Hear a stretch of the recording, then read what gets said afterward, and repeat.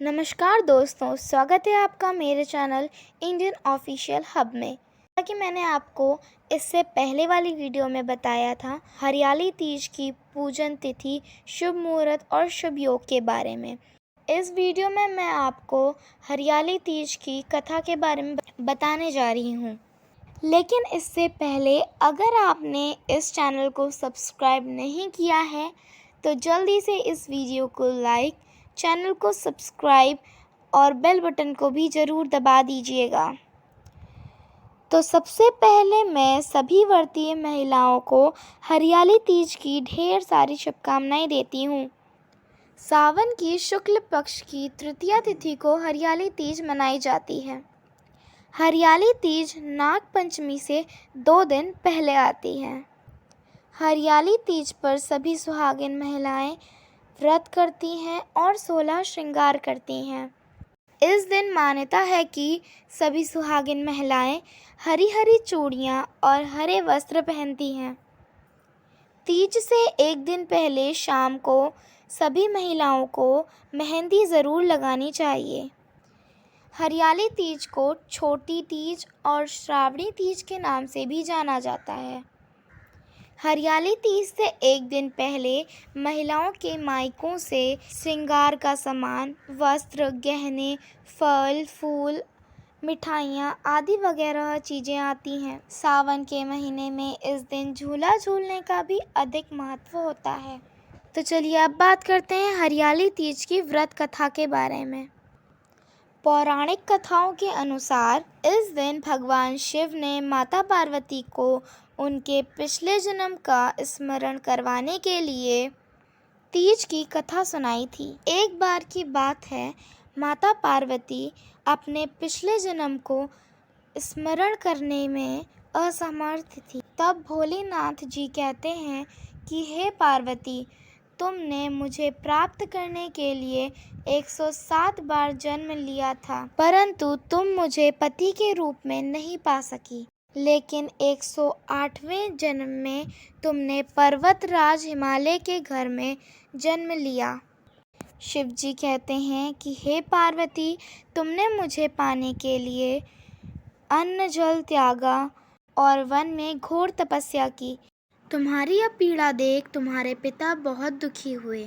नारद जी तुम्हारे घर पधारे और कहा, मैं विष्णु जी के भेजने पर यहाँ आया हूँ। वह आपकी पुत्री से बहुत प्रसन्न हैं और उससे विवाह करना चाहते हैं और आप अपनी राय बताइए। पर्वतराज हिमालय यह बात सुनकर बहुत प्रसन्न हुए और प्रसन्नता से तुम्हारा विवाह विष्णु जी के साथ कराने के लिए तैयार हो गए। नारद जी ने विष्णु जी को यह शुभ समाचार सुना दिया, किंतु तुम यह समाचार सुनकर बहुत दुखी हुई। तुम मुझे मन से अपना पति मान चुकी थी। तुमने अपनी सहेली को यह बात बताई।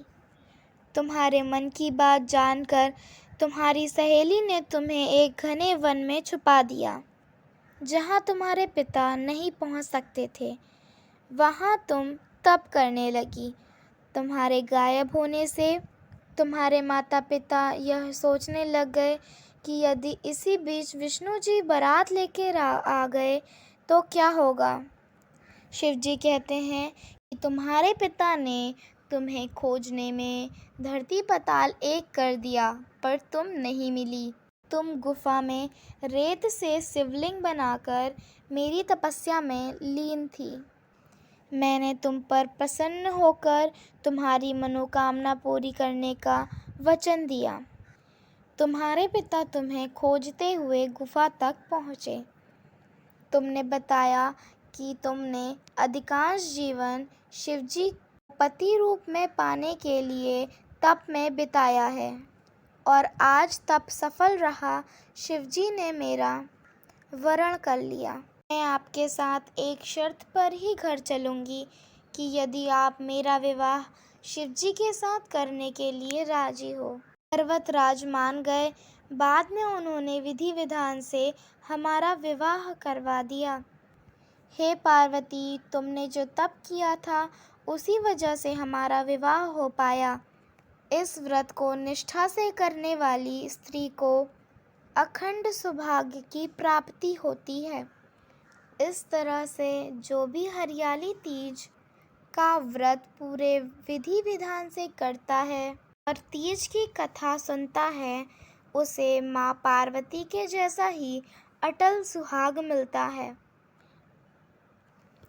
झूम उठते हैं दिल सभी के, इसके गीतों के तराने से जुड़ जाते हैं टूटे संपर्क बस झूलने के बहाने से।